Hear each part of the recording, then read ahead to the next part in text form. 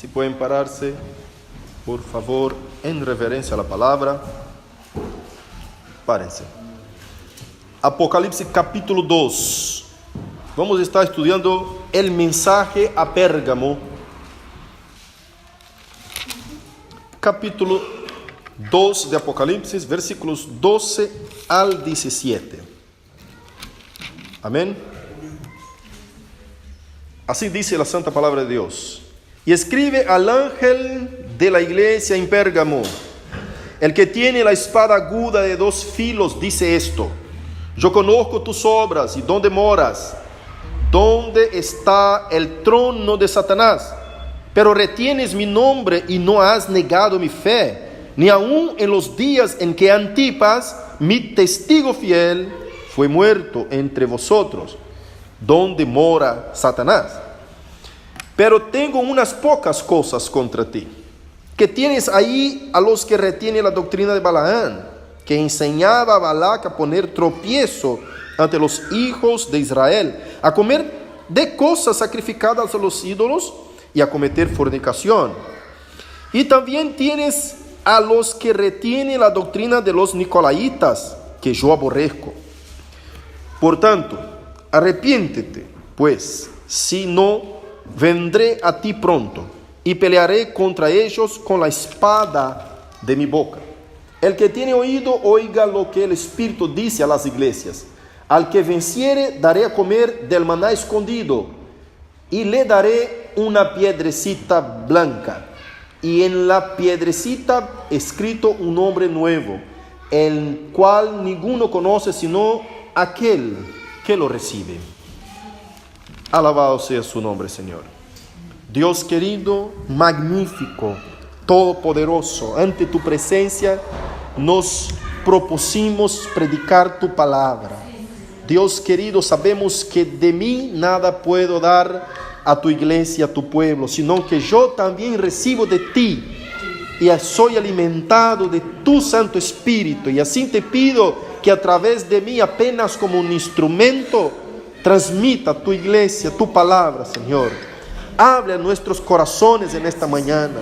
Si es necesario, corríjanos, enséñenos. Hable con fuerza, Señor, de manera que rompa nuestra cerviz y que nos enseñe. Dios querido, de forma con mucho temor y temblor ante tu presencia, que tú crezca y que yo mengue, ministre en nuestros corazones. Amén, amén.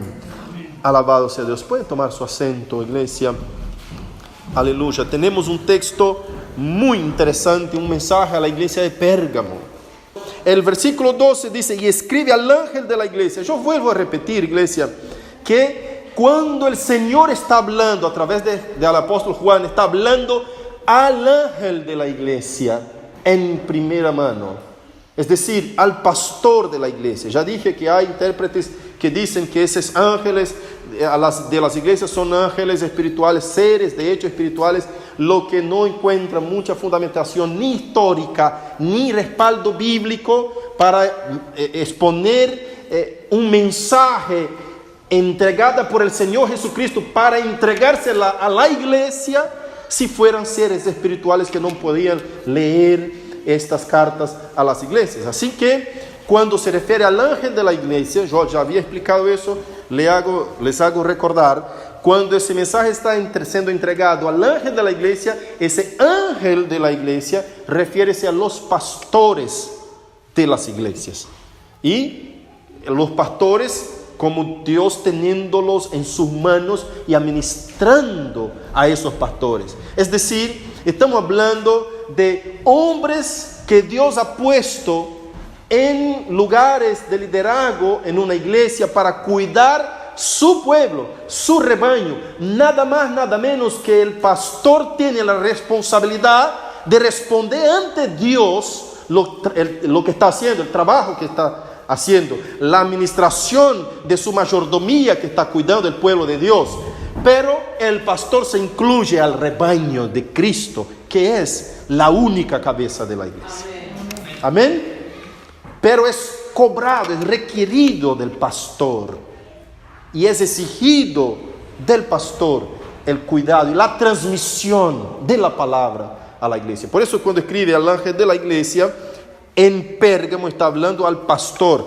Ve que siempre habla de forma muy personal. Usted va a ver que el versículo 16 dice, por tanto arrepiéntete, está hablando a una persona, pues si no vendré a ti pronto, a ti, al pastor, y pelearé contra ellos. ¿Ellos quién? La iglesia, con la espada de mi boca. Apenas para que usted identifique que se refiere a una primera persona y esta persona representa y está responsable por ellos, que es la iglesia. Amén.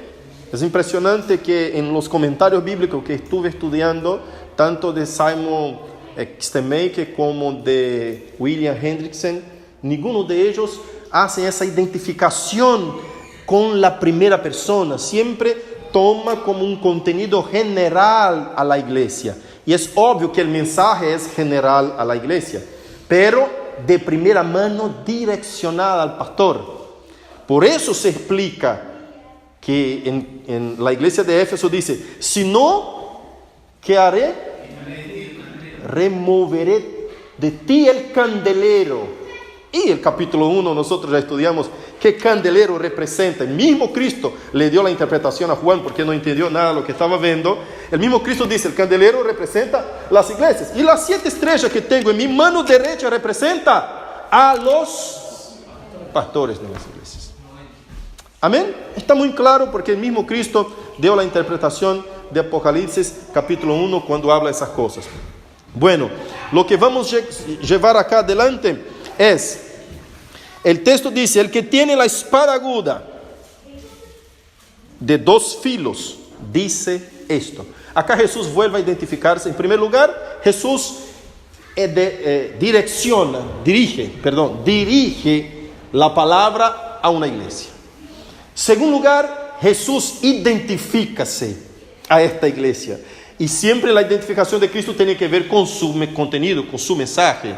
Y vemos acá él identificándose como aquel que tiene la espada aguda de 2 filos. Esa espada aguda, el texto griego dice, el que tiene la espada. Pone énfasis, toda vez que pone énfasis, porque él dice, no solamente el que tiene la espada aguda de 2 filos, dice, el que tiene la espada, la aguda, la de 2 filos. Esos son énfasis, el texto griego. Entonces está poniendo énfasis a aquel que tiene el poder de la palabra. Porque Pérgamo era una ciudad, y acá ya vemos un poquito más adelante, voy a explicar mejor eso. Era una ciudad que era vista como el trono de Satanás. ¿Vista por quién? Por el mismo Jesucristo. El mismo Jesucristo identifica la ciudad, el lugar en donde ellos están, como el trono de Satanás. Entonces, cuando el trono de Satanás, también ahí está poniendo el poder de César, el imperio de César, además de los dioses griegos. Zeus, por ejemplo, era el dueño de la ciudad, era adorado en plaza pública, era adorado en toda la ciudad, ¿no?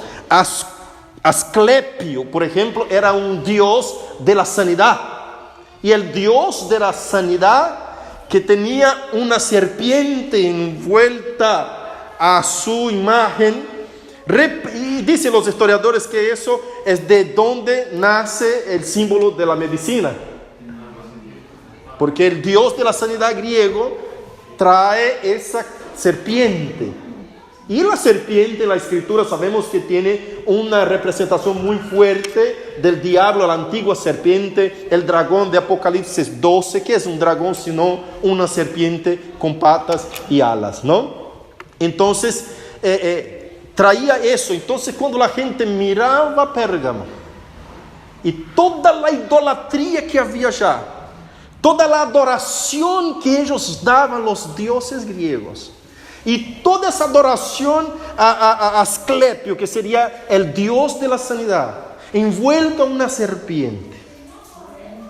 Cuando Jesús dice que vengo a ti con espada de 2 filos, está diciendo, y también está antes de explicar eso, está también el sacrificio de los hombres de Dios, que más adelante vamos a ver acá Antipas siendo martirizado. Entonces los cristianos eran puestos ante César, y los que no adoraban a César, los que no decían César es Señor, ¿no? Ahí viene toda la historia de Quirios, ¿no? César es Quirios.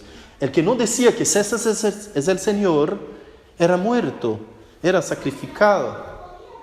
Y ahí el poder de la espada estaba en las manos de César. Yo detengo el poder de la muerte, y el que no me adora muere. Así era. Y Pérgamo estaba muy lleno de esa idolatría, porque César apoyaba a los dioses griegos. Y él también se puso como Dios. Ustedes saben que los griegos tenían, pero millares de dioses, miles de dioses. Y para ellos, un dios para cada cosa. Y no pasa nada. Eso es lo más común y lo más correcto en la mente griega. Es tener muchos dioses. Entonces César era un de los dioses. Y el que no adoraba a César era pasado a filo de espada. Cuando Cristo viene identificándose a esa iglesia, diciendo: yo soy el que tiene la espada aguda de 2 filos. Acá no está simplemente diciendo que Él tiene el poder de la palabra para corregir, para enseñar, para redarguir. No simplemente está diciendo eso. Está diciendo: yo tengo el poder de la palabra que mata y que hace vivir. Yo soy el Dios todopoderoso que llego a ti, el que se identifica con la espada aguda de 2 filos. Yo tengo, no es César que detiene el poder sobre esta iglesia, sobre esta ciudad. Yo soy aquel que tiene la espada aguda. Porque si usted mira más adelante, en el mismo versículo 16 dice: si no, vendré a ti y pelearé contra ellos con la espada de mi boca. Yo vengo a pelear contra ellos. Eso es un cuidado de Dios tremendo. Cuidado de la iglesia. Está retando al pastor. Dice: usted corrija eso. Vamos a descer un poquito los versículos, pero ya anticipo aquí que la iglesia de Pérgamo no tenía disciplina. ¿Ves versículo 14 y 15 que dice: pero tengo unas pocas cosas contra ti, que tienes ahí a los que retienen la doctrina de Balaam, que enseñaba a Balac a poner tropiezo ante los hijos de Israel, a comer de cosas sacrificadas a los ídolos y a cometer fornicación. Usted tiene ahí eso. Está aceptando en la iglesia gente que esté de esa manera. Y también tiene los que retienen la doctrina de los nicolaitas. Yo estoy retando al pastor. Usted tiene esa gente en tu iglesia. Como miembro, está todo bien. Lo que te falta a ti es lo que sobraba en la iglesia de Éfeso: disciplina. Usted no excluye a esa gente, no le disciplina, no le dice cómo debe corresponder al que sirve a Dios. ¿Saben lo que había en la mente de esa iglesia algunos hermanos? Que bueno, Dios entraba en los templos paganos, comía las cosas sacrificadas a los ídolos. ¿Ve que hace referencia a Balaam? Lo mismo que hizo Balaam en Números capítulo 22 al 25. Adoraba a los dioses, a los césares. Decía: no, total, no pasa nada. Dios sabe mi conciencia, sabe mi corazón. ¿Sabe que estoy acá? Comer eso, no es nada. Para el judío era mucho. Para el gentil converso era poco. Comer cosas sacrificadas al ídolo para el judío era mucho. Pero aún así estaban los judíos con esa misma mentalidad. Porque ustedes saben por millares de versículos bíblicos del Antiguo Testamento que Dios reta al pueblo de Israel muchas veces por ir tras otros dioses, por comer cosas sacrificadas y todo. Y Isaías capítulo 1, el Señor reta de vuelta al pueblo de Israel. No que para el griego, aunque sea fuerte eso, para el judío, aunque sea fuerte eso, comer cosas sacrificadas, que estaba confrontando frontalmente a lo que Dios había enseñado y dicho expresamente con todas las palabras para no comer. Ellos comían, aunque fuera fuerte para ellos hacían. como que para librar mi cabeza de la mujer. Es impresionante. Había muchos en la iglesia que hacían eso. Y eso está hablando de falsos profetas, de la falsa doctrina, de malas cosas enseñadas en la iglesia. Es un mensaje para la iglesia. Y es para esa iglesia de hoy. Por eso digo, Señor, rétanos, corríjanos, enséñenos como iglesia. Dios es muy maravilloso, ¿no? Viene con todo amor y dice, pero tengo unas poquitas cositas ahí contra ti. Pero no deja de corregir. El padre que ama al hijo y lo quiere salvar, no deja sin corrección al hijo. Y el Señor viene corrigiendo acá a la iglesia. Tengo unas cosas contra ti, eso no puedo dejar de decirte. Cuando tu pastor se acerca a ti y te dice, hermano, está maravilloso, pero mira, eso hay que... Escuche la corrección de Dios en nombre de Jesucristo. El pastor está encargado y va a ser exigido de Dios eso. Está encargado de hablar la verdad a la iglesia. Está encargado de decir cómo la iglesia debe portarse ante su nueva vida en Cristo. ¿Qué clase de luz somos en el mundo? ¿Qué sal que somos? Si el sal deja de salar, para nada más sirve. Hay una sal que no está salando. Existe, la parábola dice eso. Entonces, tenemos que sufrir la disciplina del Señor y ser obedientes, aprender a escuchar su disciplina, su corrección, porque Él nos está cuidando. Y seguir adelante. Él nos está cuidando.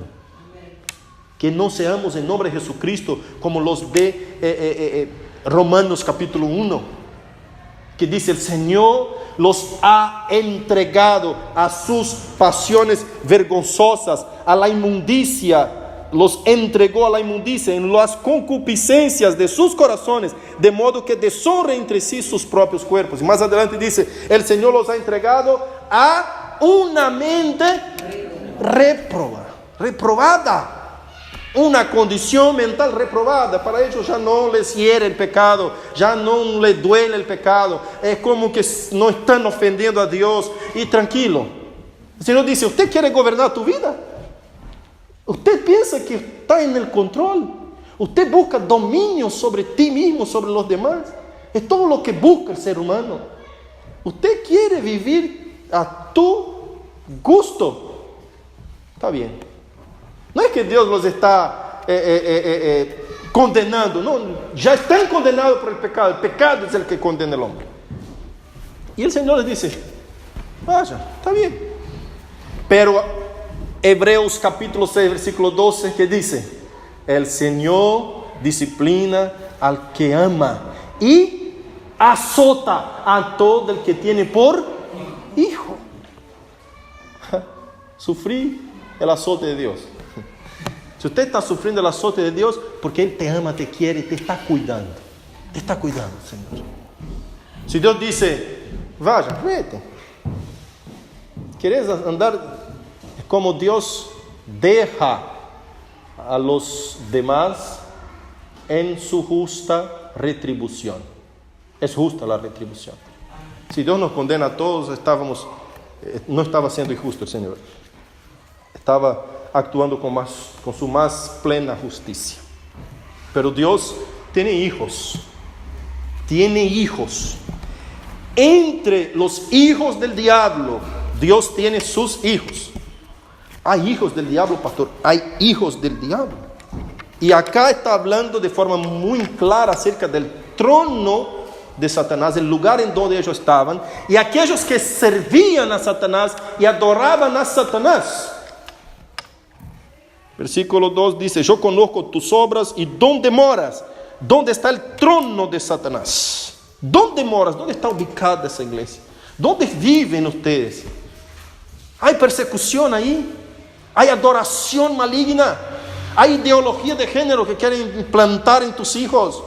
¿Hay una enseñanza acerca de género, matrimonio igualitario?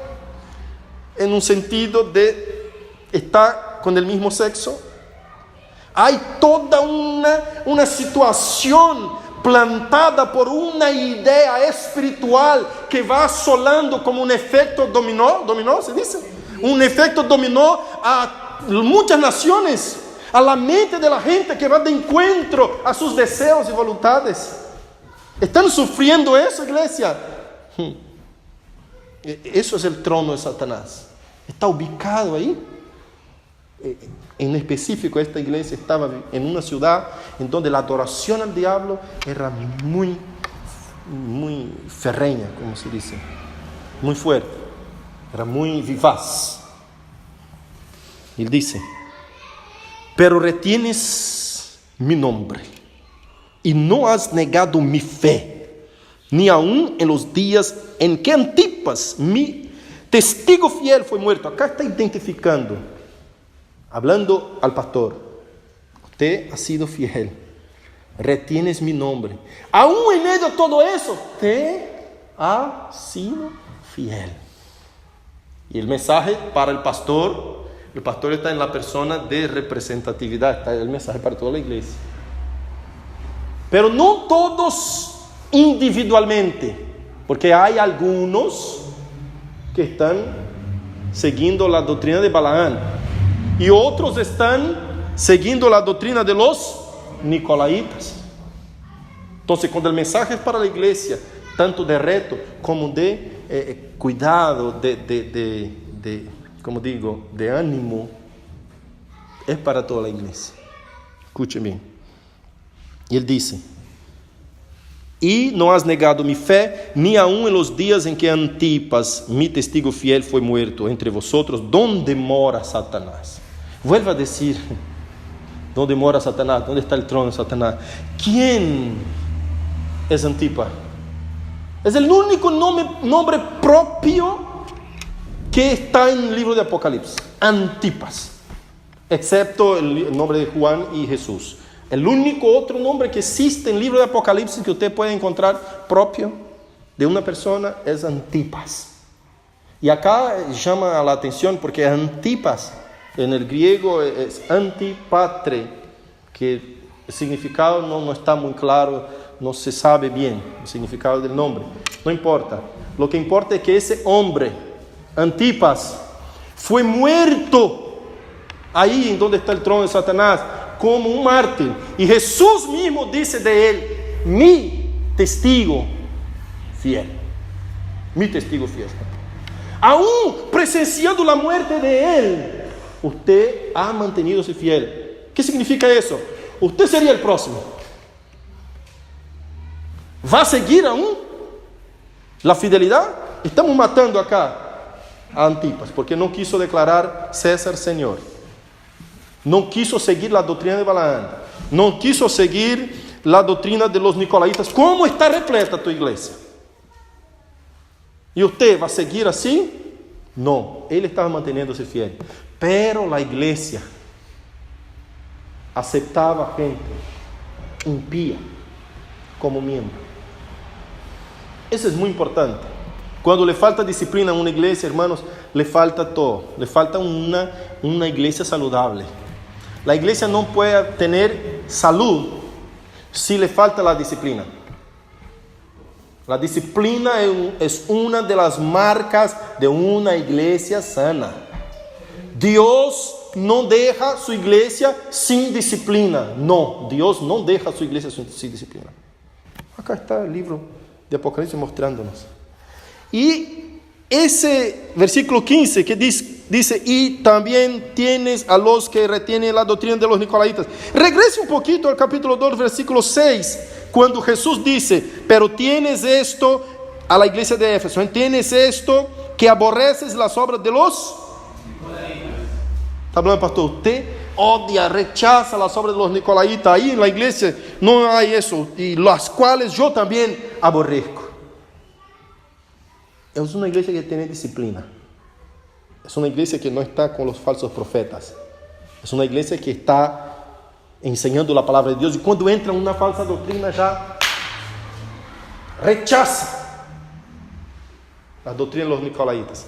Y la iglesia de Pérgamo, infelizmente, tiene dos doctrinas terribles, pero terribles. Comer cosas sacrificadas a ídolos, que era entrar en los palacios de César, en los templos dedicados a César, en donde servía toda la comida. Hermano, no es nada todo apocalíptico en el sentido de decir que está ahí fuego quemando y César allá y la gente de rodillas. No es eso. El templo de César no era así. El templo de César era un salón hermoso con una música. Imagina a alguien tocando violín. César allá en sus habitaciones por ahí, nadie lo veía. Y la gente sirviendo la comida. Imagina una fiesta fina hoy, ¿no? Sirviendo la comidita ahí. Usted, por entrar y participar de eso, ya estaba adorando a César. Era un culto a César. Entonces los cristianos llegaban, no veo nada mal en eso. ¿Qué pasa? Total, acá está difícil la plata, vamos a comer un poquito. Si César nos está dando gratis. Es emperador y bueno, si nos regala, y era para toda la ciudad, ¿eh? Las fiestas al César era como un culto. El hecho de que usted entrara ahí, comiera y participara de todas esas cosas. ¿Se recuerda de Daniel? Nos hace regresar al libro de Daniel, que Daniel dijo, no voy a comer de las cosas de la mesa del rey. Que eran cosas sacrificadas, eran ofrendas, como diciendo, el que participa de eso tiene comunión. ¿Sabe que la comida está muy envuelta de la comunión? Y no hay comunión sin comida, ¿no? Vamos a hacer una comunión, hermanos, hay comida.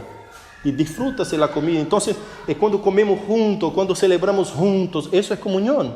Si usted está ahí, bienaventurado, Salmo 1, el varón que no anda según el consejo de los impíos, el que no se detiene en el camino de pecadores, ni se asienta,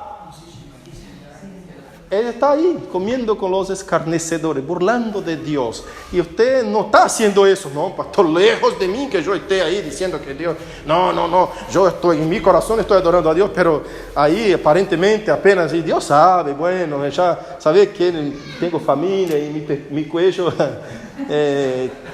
está sano, tranquilo, vamos apenas ahí marcar presencia. No. Y bueno, el Señor abomina eso. Los mártires, los hombres de Dios que murieron en la historia, murieron apenas por no negar el nombre de Cristo. Apenas por no retratarse. Era más fácil retratar que comer unas comidas, ¿no? No estoy adorando a nadie, estoy apenas diciendo, retratándome. No, está bien, disculpa César, Policarpo, el asunto que contamos, que murió en 156 como un mártir. No, César, está bien, yo retrato, está bien. Tú eres Señor. Jesús no. Apenas no, está bien, yo me retrato. No voy a añadir ninguna palabra más, yo me retrato.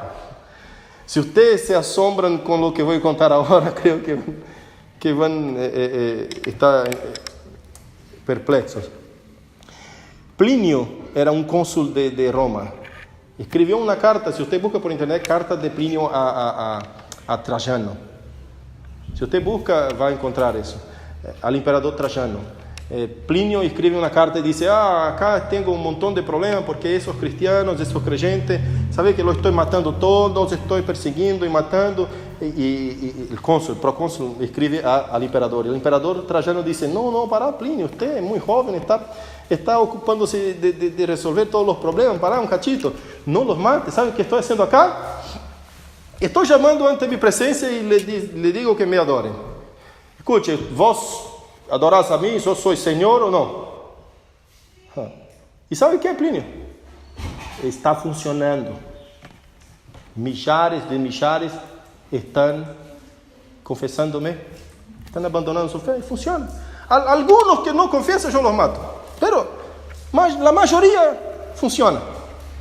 Así que hace así, porque no evitas tanta sangre, tanta muerte, tanta chacina en tu reino, en tu imperio ahí, en tu consulado. Tranquilo, haga de esa manera. Es una carta, está en internet, buscala que va a encontrar, está en inglés.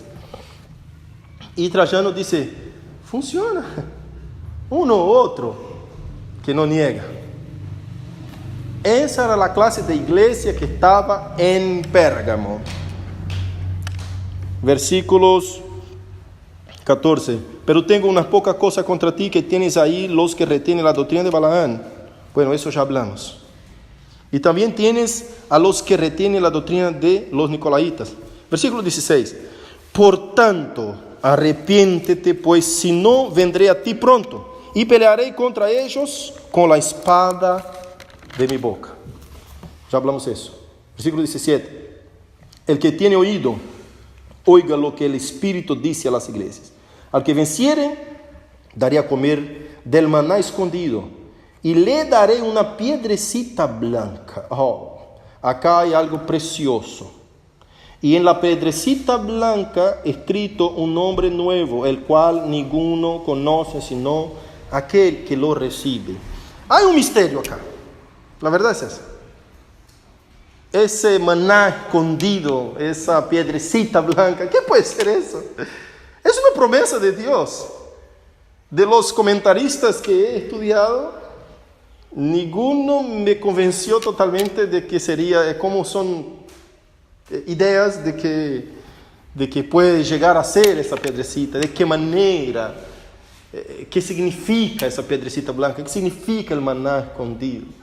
Capítulo 9 de Hebreos, versículos 4 o 6, si no me falla la memoria, habla del arca de la alianza, en donde estaba el maná, la vara de Aarón que reverdeció, y el maná es escondido. Entonces algunos intérpretes dicen, ese maná escondido es que cuando Moisés guardó ese maná, lo tapó de la vista de todos, y representando para que el Señor le dice allá en Éxodo, que era para mostrar a las generaciones venideras que el Señor les dio a comer en el desierto, ¿no? Pero quedó escondido ahí el maná en el arca de la alianza. Ahora, ¿qué representatividad tiene un maná escondido en el arca? El arca es la habitación de Dios, la representación de figuras. El arca era donde Dios habitaba, y ese maná estaba guardado, escondido en Dios. La interpretación que más se acerca, porque no está claro, no quiero decir a la iglesia, es eso, sino que quiero traerles un poco una visión de lo que se podría ser, porque para mí es un misterio. ¿Qué significa eso, pastor? No sé. Yo sé que es una piedrecita blanca que nadie va a conocer el nombre sino el que la recibe. El maná escondido, ahí tiene Juan capítulo 6, versículo 44, adelante, que dice, sus padres comieron del maná, yo soy el pan que descendió del cielo. Entonces, ahí, según los comentaristas, todos llegan a culminar, a la conclusión de que Jesús es tanto el maná como el nombre en la piedrecita esa sería el nombre del mismo Jesucristo. Porque Apocalipsis capítulo 14 y 16 nos habla de que vamos a recibir un nombre en la frente, ¿no? Y ese nombre en la frente que vamos a recibir, el diablo lo tenta imitar también, diciendo en Apocalipsis capítulo 20, versículo 4, que pondrá aquel que no tiene la marca de la bestia en la frente o en su mano derecha, no podrá comprar ni vender. Entonces el diablo lo imita a Dios ahí. Si volvemos a Éxodos, la estola del sacerdote, la estola sacerdotal tenía un nombre y su cuello tenía que escribir santidad al Señor, y ese nombre debería ser escrito en su frente. Entonces hay muchos intérpretes que van a buscar en la escritura todo lo que representaría un nombre escrito en la frente, o para representar un poco de esa piedrecita y de ese maná escondido, pero nunca se sabe totalmente lo que puede significar. Sabemos que es una recompensa maravillosa del Señor. Sabemos que Cristo es nuestra recompensa, es nuestro descanso, es nuestro pan que descendió del cielo, es el maná, ¿no?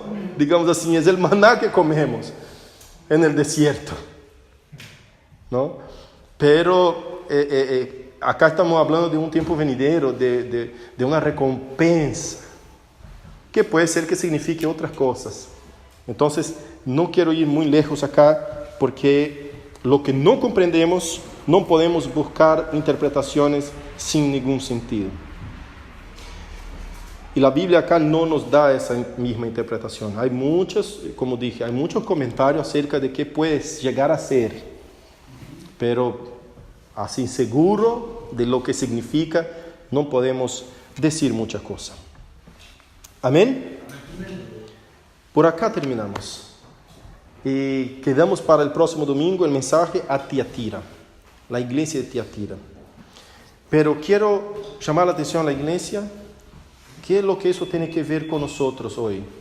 Ese mensaje de la iglesia de Pérgamo, ¿qué habla con nosotros? Habla de muchas cosas. En primer lugar, habla que Cristo es el que detiene el poder de vida y muerte. Habla que Cristo es aquel que te tiene en las manos.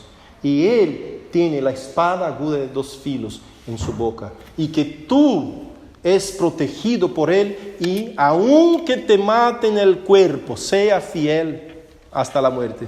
La iglesia de Esmirna que estudiamos el domingo pasado, ser fiel hasta la muerte no es ser fiel hasta que muera, es ser fiel aunque te cueste la vida. Es diferente. Amén. En ese texto, en ese sentido que habla el texto griego. Entonces, sé fiel a Dios. Él tiene la espada aguda. No deje la palabra de Dios y métate con cosas que agradan al corazón humano. No, escuche la voz de Dios. Si Dios te corrige, sométate a disciplina de Él. Así Dios cuida su iglesia. No conozco un padre que deja de disciplinar al hijo que ama. ¿Cuál padre dice, no, hijo, usted puede bañarse cuando usted quiera, cuando usted dé la gana? Porque encima usted puede decidir y elegir lo que quiere. No, hijito, vos podés ir al cole cuando usted le dé la gana. Papi comprende tu voluntad y respeta tu voluntad. No, no hay eso en la práctica. Eso no existe con un trato de un padre al hijo. Usted va sí al cole. Papá, pero aunque no quiera, va. Porque el padre ama tanto que no va a dejar a su hijo descarriar. Eso no está haciendo porque lo odia. No está retando, no lo está, ¿cómo se dice?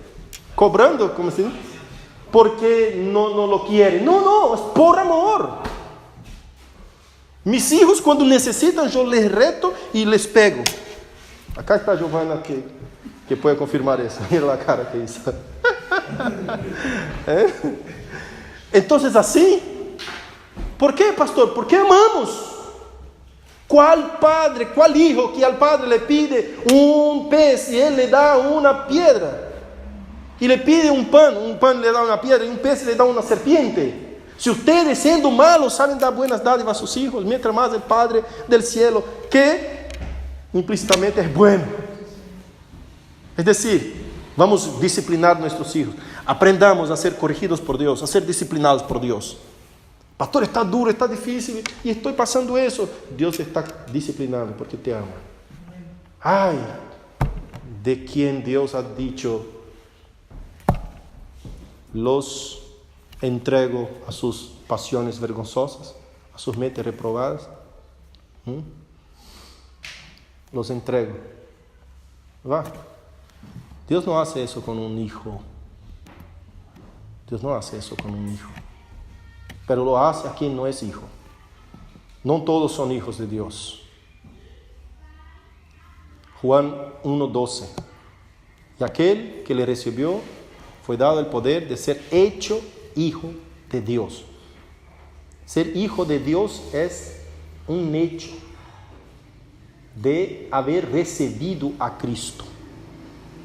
Los que no han recibido a Cristo son como dice Efesios capítulo 2, versículo 1 y 2. ¿Qué es lo que dice?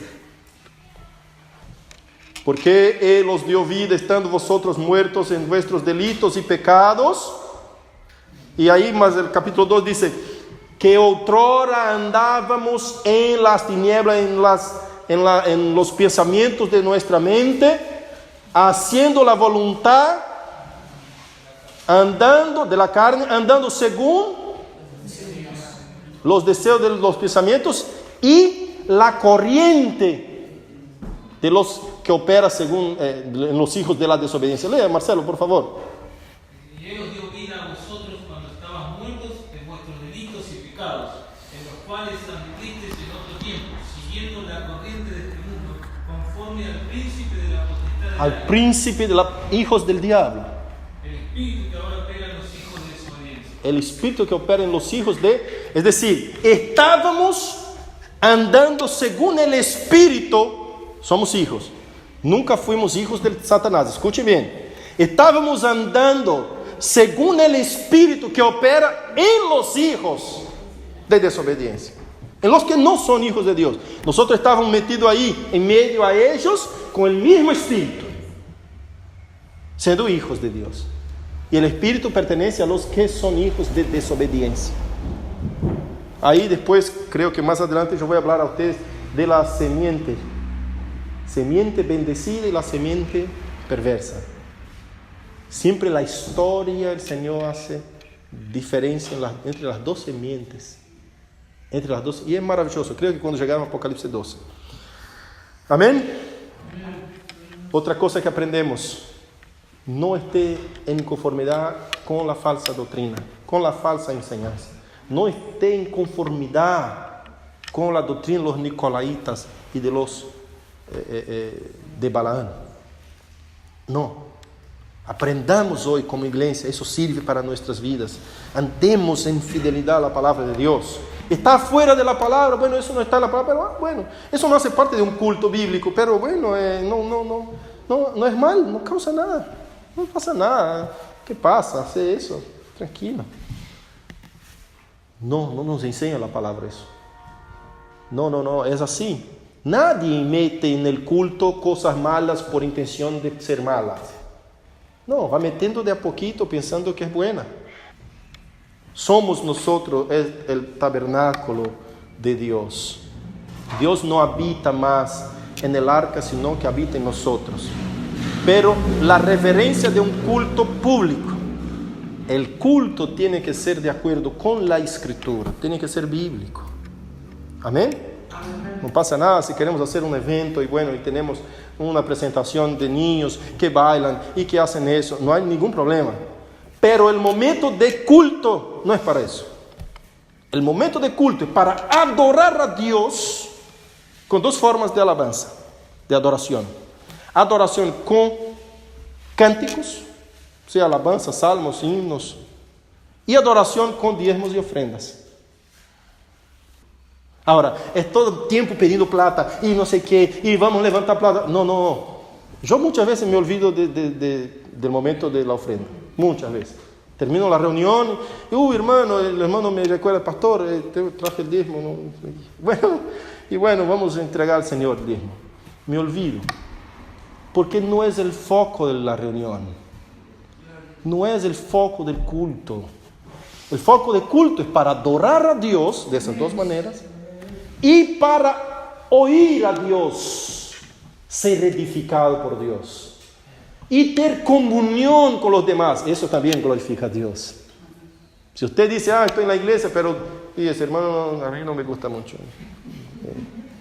Yo cuando esté en el cielo, yo quiero que usted viva allá del otro lado, ¿no? En el rincón del oriente y yo voy para el occidente. Así vamos a vivir lindo en el cielo. Pero si yo te encuentro allá, no sé, bueno. No, está mal eso. No tiene comunión, no está bien. No está viviendo la palabra de Dios, ¿no? Entonces debemos vivir una vida realmente cristiana ante la presencia del Salvador Jesús. Amén. Que Dios sea alabado para siempre.